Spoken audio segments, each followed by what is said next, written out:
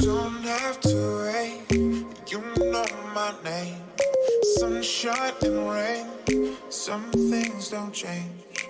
Thinking about the days we were younger. Innocent in our ways, we were dumb, girl. But nothing really mattered, I could always count on you. Touch will leave me breathless, so let me give it back to you.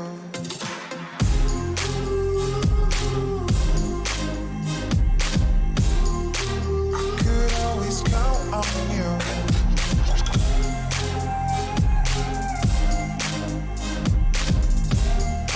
I could always count on you. Don't have to wait, you know my name. Sunshine and rain, some things don't change. Thinking about the days we were younger. Innocent in our ways, we were dumb, girl. But nothing really mattered, I could always count on you. Your touch will leave me breathless, so let me give it back to you.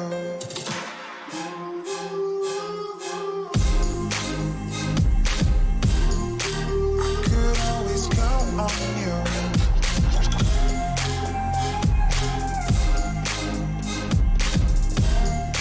I could always count on you. What is up, everyone? How is everyone doing? I can't believe I'm about to say this, but there's two of us. But Wow. It's not Jackson. We have John. John, how you doing? I'm doing great. All right.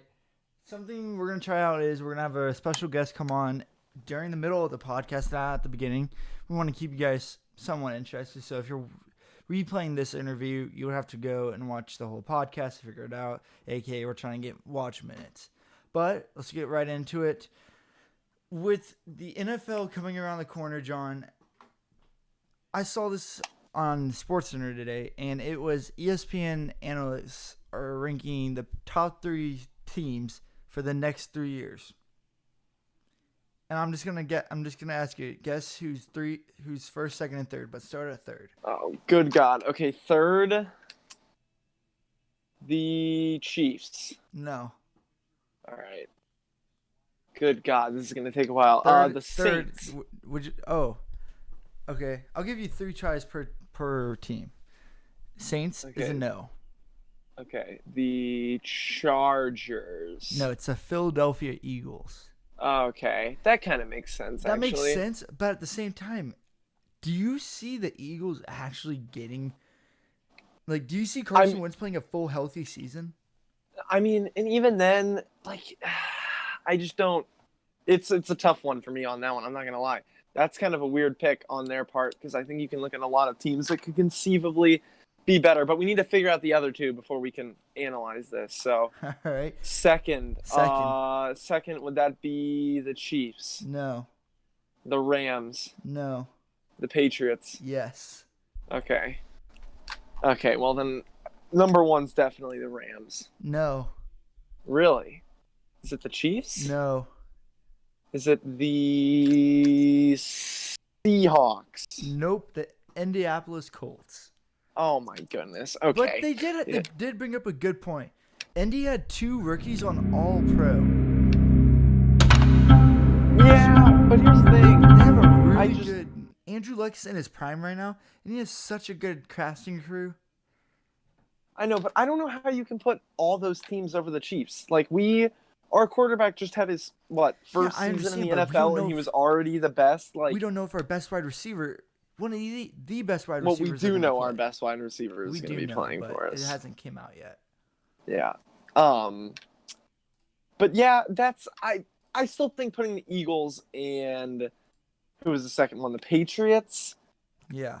That just doesn't make sense to me. Like, it just, I don't know. That's really odd to me because, to be quite honest, I mean, the Patriots, Tom Brady's on his last legs. Who knows how that's going to go down once they send him out. Yeah. And then you got to even think, a lot of people can make the argument that Belichick's system will live on to multiple other quarterbacks, but even then, you have to think that you're going to have some buffer years where they're not exactly going to be great. Because, I don't know, I could see 2 more years from Brady, and then a third I would think would probably be a bit of a joke. I'm not entirely sure, though. I just think it's weird that the Chiefs aren't in that top 3. Definitely above the Eagles. We have the best quarterback out of all the teams. I don't know. Just seems wrong. I see what you're saying, but it's like you can't really grade this team until after this year. So then you see what our defense is. That is true. That is true. But I even think that if you think about it, like, we might not score, we might not throw 51 touchdowns with Mahomes, but, like, our offense should theoretically get more efficient. Like, it should be a more well-oiled machine, even if that means that we're not going to put up incredible numbers. Like, when it comes down to it, this offense should be, like, probably a bit more, I don't know how to say it, but just a bit more fine-tuned than it was last year. Because I think a lot of times in the first half, we looked kind of out of place. And the second half, it usually worked up. Yeah, go ahead. Jay Harris says, Jimmy Garoppolo would have been great to continue the system. I see what you're saying, but at the same time, I want to see how he can do somewhere else. It's like, from what he did in San Fran 2 years ago, the last 6 games, playing 3 out of the 6 teams that made the playoffs, and he won all 6 games. He showed something in San Fran, but still, it's like last year they started 1-2. Yeah, I mean, the thing is, that injury last year was such a shame. That was his fault, too. Yeah, no, it really was. I mean, you just can't. That's not worth it. Trying to get the extra 3 yards and then just tears his ACL. Him tearing his ACL gave him Nick Bosa. Yeah, so, I mean, a lot of times you can think of, like, the David Robinson effect where, like, the team being bad actually can profit in the long run because, I mean, that if they can have the same offense that they had in the last 6 games that one year, and then you add just an incredible defensive talent on top of everything, George Kittle got like 2 times better. Yeah, so who knows what they could be capable of. And I mean, I don't even remember the name of their quarterback last year, but I remember he was not the best. Nick Mullins. Yeah, that sounds right. I remember. Patrick Mahomes ever gets hurt, I will go berserk. Oh, I don't think he would be doing another episode on this, probably. Yeah, it'd be tough. But as we were continuing to say, there's just a segment about the whole NFL season in general coming up. True or false? Mahomes will have another 50 touchdown season. I'm just gonna say false out of principle, but I think he'll have over 40 at least. Okay, I was about to ask easily. How much then? Jay said, I get it. I don't see him taking many teams far into the playoffs, but under Belichick, I'm sure he could do great. Yeah, I mean, if we ever get to see Belichick with a different quarterback other than Brady, we'll understand if Brady was really good or if Belichick's one of the best coach of all time. Yeah, that is kind of a weird stone that we're going to have to turn over. But I think either way, if that happens, Brady's still going to be renowned as the GOAT because just the way everything that's worked out with him. Think about it, I could see Belichick leaving when Brady leaves. Yeah, but then the other thing with that is I don't know if that's like the tone that Belichick's giving off because wasn't the report that like he wanted to move on to Jimmy and what's that again? Say that again. What tone is he giving off? He doesn't show any. Well, anything. But the thing is that like what was the story that he wanted Garoppolo to be the next guy. Yeah. So Robert Kraft traded him. I don't know. I just think that he's still kind of bought in for the long term when you think about that type of thing because yeah, Tom Brady can give you titles now, but he could be looking at another 5 if he turned Garoppolo into the quarterback that he foresaw him to be. So that's kind of an odd dynamic that you have to look at there. And then they drafted like a 3rd rounder this year at quarterback, right? Yeah, no, it was like 5th or it was late. Jared Sutton from Auburn. That makes sense. They also did get Nikhil Davis, what's his name? The dude from Arizona State or Harris. Nikhil something, but that should be interesting. I was shocked that they didn't go for a tight end. Yeah, I mean, yeah, I don't know though. you got to look at the Patriots sometimes, and that offense doesn't even need And yeah, I mean, they turned talented Julian players in Edelman it. into a wide receiver instead of a quarterback. Yeah, but even then, I mean, you see, good God, I'm just having flashes of that last game. It's a pain. I mean, you don't really need someone all that good if you're just going to be able to get slant routes across the middle with impunity. So, All not right. exactly the worst move for them. And then you get to put a guy under Brady in his waning years. So, All right. Yeah. And another question was, will Le'Veon be the same Le'Veon that we saw 2 years ago? I mean, I would say it would. I mean, if I had to guess, I would say it would be a bit dumbed down. But that isn't to say that he can't be a great running back. It's just not exactly easy to repeat, having such good form after, holding out for an entire season. Oh, the White Sox that was a stupid play. Ooh, Monty just scored from first on an wow. infield that should have been a double play. Yeah, I do not have it Gordo on went at the to moment. third? Seems like crazy things are happening. We're going to talk about that. I don't know if our guest is getting on. He's not replying. He definitely will try his best, but I mean, he's really... Oh, he messaged me.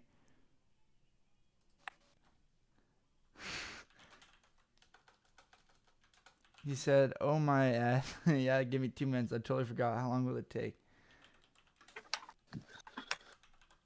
Oh, man.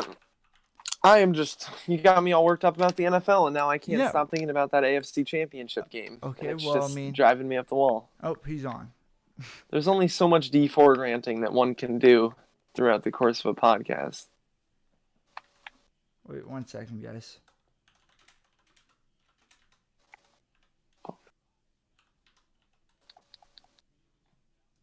All right. Mm-hmm. There you go. All right. As we were saying, what was the other one? It was something about Big Ben. Trash? That's right. Yeah, but... Oh, yeah. There's no more triple Bs in Pittsburgh, but is there a new generation in Pittsburgh with Juju, James Conner, and Big Ben? I mean, I think it's a bit early a to say new that generation, but it's like, is this the next triple Bs? I mean, the thing is they lose Antonio Brown and they still don't make the playoffs with him. I think they're in a little bit of trouble, if I'm going to be completely honest. Because, I mean, you look at it and it's like their offense. They lost arguably one of the best, definitely, but arguably the best wide receiver in the NFL. And even though there was some turmoil between him and Big Ben, like it's really tough to say that things are just going to work out the same way as they were. So who knows? Who really knows? But as of right now, I'm going to say no. All right. You're going to have... Oh, here he is. All right. It's Alex, right? Yeah, what's up? All right, what is up? All right, so we have Royals Farm Report. We're going to talk about the no-hitter yesterday. Special guest. You guys didn't see it on the Twitter. But thank you for joining us on short notice. Yeah, no problem, man. Thanks for having me. Yeah, all right. So the first thing first, the other person here is John. John wasn't able to make it. Yeah. How's it going? Good, man. All right, so let's just get right into it. Royals tossed a no-hitter, and wasn't it? I'm pretty sure double A, right? It was the Advanced A affiliate, the Wilmington Blue Rocks. Oh, yeah. All right. Jonathan Bolin. Uh-huh. What can you tell us about him? Was this just a fluke, or have you been seeing him improving pretty good over the season? No, yeah, he's been really, really good. And to be honest, when the Royals drafted him last year, they took him in the second round, and it was more of a, you hate to use the term money saver, but he kind of was a money saver pick. They went over slot, which means they paid more than the slot was worth for Brady Singer. And then Jackson Kowar and Daniel Lynch both got right around what their slot was. And so, Jonathan Bolin was kind of a college sign that they got way under slot value. And then, I didn't expect a great deal from him, but he has absolutely dominated both levels of A-ball this year. Dominated Lexington, was promoted to Wilmington. He's actually been even better in Wilmington. And so we had him ranked, I think, number 21 in the entire system this season. And so, man, he's been good. So that's not per se a fluke. Now, he's not as, nasty as Jackson Kowar is or anything, but man, he's been really good. And to cap it off with, he really kind of threw a perfect game last night. There's just one error in the game that kept him from being perfect. So, man, he's been really good, and that was fun to watch. All right, and something else to talk about. Eric Skoglund comes back from his 80-game suspension, and I think he's had 6 starts, and his ERA is almost 7. Oof. Yeah, he's not been good. Usually, with performance enhancing drugs, you'd hope that they enhance your performance, and that does not appear to have done anything of the sort for Eric Skoglund. Part of that too can be the ball. They changed the ball at AAA this year, and they put in the ball that it's the same balls they're using in the MLB, where home run rates are skyrocketing. So we'll forgive him for the time being, getting used to that AAA ball, and kind of see what happens. The kid's 6'7". He's 6'7", left-handed. He can put his fastball up into the low to mid 90s. So you don't want to give up on him too quickly. But yeah, he's been not good after taking those performance-enhancing drugs. All right. And another thing I want to ask about is for Brady Singer and Jackson Carr. I know we kind of talked about it in our last interview. Jackson, for some reason, why do I say he's in Double A now? He is in Double A. Didn't he just get promoted? Yeah, he's making his 4th start tonight. I think it's his 4th start tonight at Double A. And Brady's still in Double A, right? Yeah, I think tomorrow night he'll make his 5th or 6th Double A start. All right, and out of those 2 players, who's getting up to Triple A faster? I think Brady Singer will be in Triple A faster. Personally, I think Jackson Coar is a better pitching prospect. But I do think that Brady Singer will get to Triple A faster. I think I tweeted this out a little while ago on the account at Royals Farm is, Jackson Coar and Daniel Lynch and guys with the better stuff, they'll have more success early on at different levels, whereas Brady Singer, who is more command and pitchability, might take a little bit. But once Brady Singer gets the level figured out, he'll have it mastered pretty well. He'll move on. He's a big league arm, so it's just a matter of time for him. But once he gets Double A figured out, I don't think they'll be shy. They may even start him at Triple A to begin next year, where Jackson Coar may still get a Double A start or 2 to begin the year. All right, John, you got a question? Yeah, so pretty much obviously not the best season for the Royals in general. Do you have any prospects that we might be looking at in terms of trading even in or out of the system? No, usually so when you're this bad, they try to refrain from trading prospects, right? You're trying to acquire as many of those guys as you can. Anybody under the age of 24, get as many of them as you can get, and then go into spring training next year and see what you got. So I don't think they'll trade any prospects. In terms of what they can get, you're probably looking at Whit Merrifield as the guy that would get the biggest return, followed probably by Jorge Soler. I don't think either of those guys are going anywhere.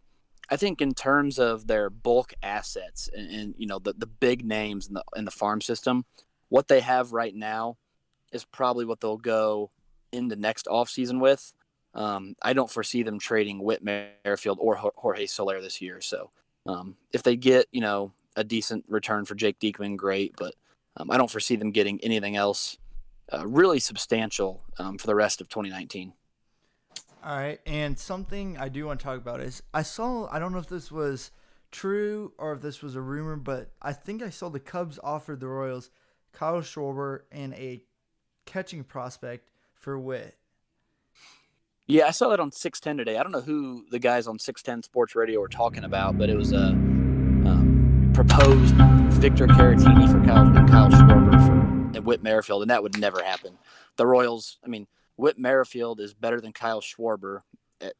Right now, they play essentially the same position in the outfield, and then Victor Caratini, in my opinion, is a good backup catcher. Like, I think he'd be better than Cam Gallagher, but you're not going to trade Whit Merrifield for a better Cam Gallagher and a lesser player in the outfield. So that was kind of ridiculous. I don't know who proposed that.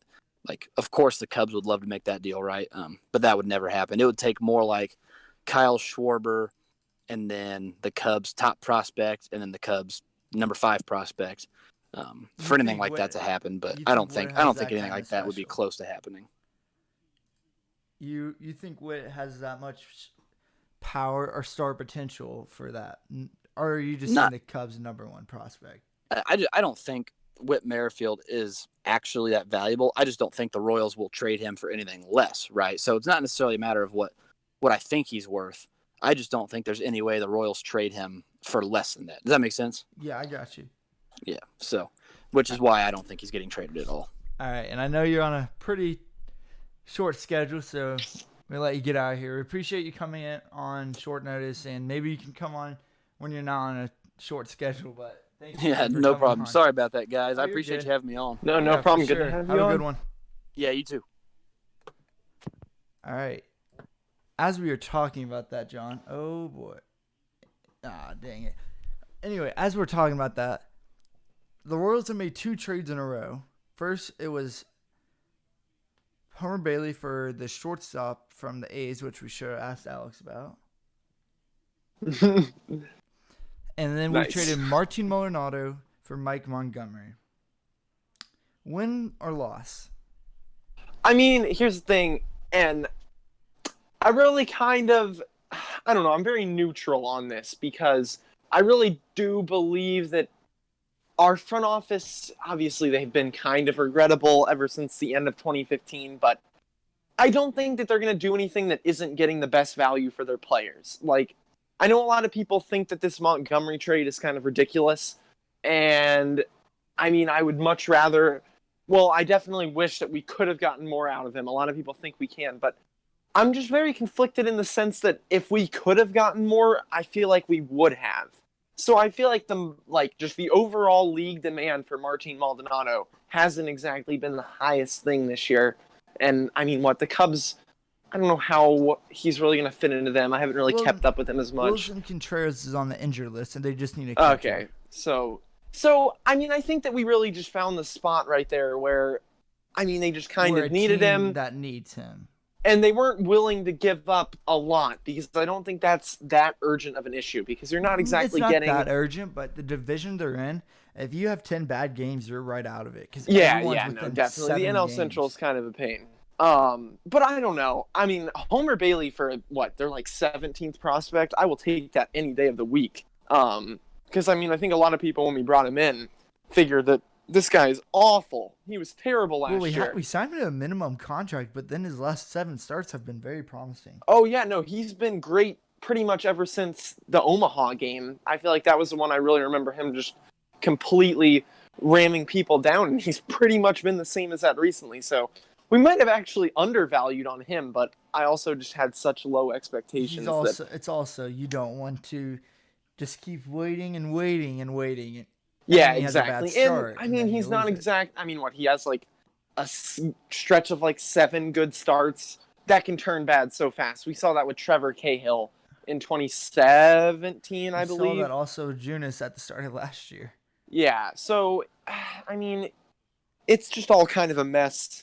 I would say in the end, I mean, for those signings and the value that we ended up getting out of them, I really don't mind it. Homer Bailey and Martin Maldonado are far from, high-level trading commodities, and I really think the only 2 that we'd be willing to give up for, well, obviously we just talked about it. Witt's probably not getting traded, but him and Soler are the only ones that we'd be willing to part ways with that actually carry a large amount of trade value. There's a trade value in Mondesi, but Mondesi's an untouchable. Yeah, I mean, Mondesi and Dozier, I think, are kind of off limits because they're kind of part of the next plan. I kind of look at them as the Moustakas Hosmer type of thing for the next. People can say the same thing about Witt, but I don't think many people remember. Witt's like 29. Yeah, Witt's not exactly. Well, yeah, Witt's kind of up there. He's young. Like young. But he's not going to be here for, I think, our rebuild. Yeah, I mean, that's kind of an odd thing, too. That's really dependent on how fast you think that we're going to be at a level to where we can win. And I think that varies on a lot of things as well. Witt himself's a huge player because he can fill in any position. So I mean, he's a great hitter. He's hitting like, 305, and he has the most hits in the league.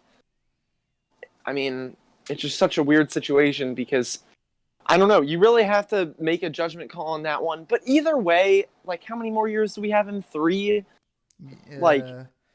I'm not exactly inclined to just throw him out the window, because if we are going to trade him, we should get his actual face value for it, and not just kind of a throwaway trade that we see so often with teams, like the way that the Royals got Johnny Cueto. Have we even heard of the people that we gave up for him? Like, Finnegan has had radio silence, and then like Mike Lamb was his name or something. I don't know. Lamb, I don't remember his first name. But yeah, I mean, it's such an odd thing for the Royals. It's a shame that we don't have some of those rentals coming up with more value than we expected them to. I mean, I think we kind of thought we might get that with Boxberger, and that flew right back on our faces. So I think we've done fine. And obviously, I mean, I wouldn't be shocked to see Diekman head on out of here pretty soon. So at least we'll get something out of that. Mainly I'll just say a lot of our off-season signings are turning out all right for us. Wait 1 second. Man, All right. it's just a pain. We're so bad. It's a pain that we're bad, but we're going to be good eventually. I don't think it's going to take 30 years like last time. No, it definitely shouldn't. That'd be a shame. Also, it wasn't like we were bad all 30 of those years, because it was probably only like 21 years. Which is still terrible. Yeah, that's still not good. That's still way too long. But it's not the worst thing in the world. Better, John. All right, let's get into it again. Wait 1 second, see if Dozier makes the play. Dozier does make the play. I do want to talk about the Royals are 4-1 and looking like about maybe going to be 5-1 ever since we've called Bubba Starling up. Did something change in the offseason? I mean, not the offseason, the All-Star break? I mean, who really knows? Because let's be honest, we started off this year 2-0. Yeah, we played 2 bad teams. And we can go on little hot streaks here and there. I think that we've kind of put things together at the right time as well, which we weren't doing at the start of the year. It was just a constant stream of good pitching, bad hitting, good hitting, bad pitching. And then the bullpen just was never a consistent thing at all for us. They were just never good. I don't ever remember them being. Yeah, no, they've had like a couple like 2-game stretches where they give up like 1 run in 2 games. That's pretty good for our bullpen, right? Yeah. It's sad. It's rough. Every time I see like a 2015 thing, it just kills me a little bit. I watched probably a YouTube video about 2015 at least one time a month. Yeah, and they have those like montages about like the Astros game. I watch those nonstop. Those were the days. It's a hard reality to live with. It's almost like it's bad that we had the taste of this, because 6 years ago, the Royals were I was accustomed to them being terrible. Now I'm mad about them being terrible. Like, I never even considered the possibility of us winning a World Series. Fan. Yeah, like, I wonder what it feels to be mad about not winning the World Series every year. And rather, me over here just trying to get us to 70 wins. Like, good God. Is that too much to ask? Yeah, let us know what you guys are thinking about the Royals, though, so far. But I really can't think of anything else. Just try to keep a lot for Saturday when Jackson's hopefully back and hopefully you're here. Yeah, ideally.